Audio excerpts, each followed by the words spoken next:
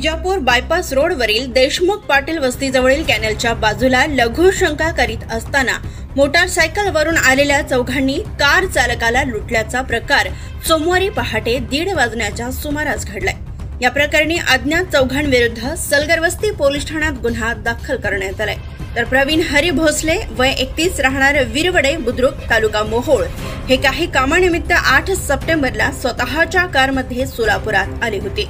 दिवसभरात आपले काम संपविल्यानंतर ते रात्री केगाव येथील मित्राला भेटण्याकरता गेले। मित्राची भेट घेऊन रात्री उशिरा ते पुन्हा आपल्या विरवडे या गावी जाण्यासाठी निघाले।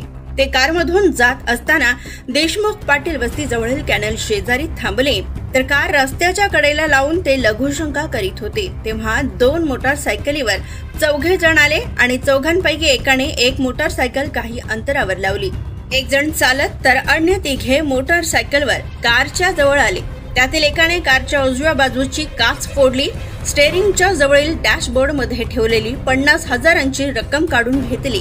हा प्रकार सुरू असताना प्रवीण भोसले हे ओरडत कार जवळ गेले तेव्हा त्यांना तिघांनी धरले व त्यांच्या खिशातीलही 20,000 रुपये काढून घेतले।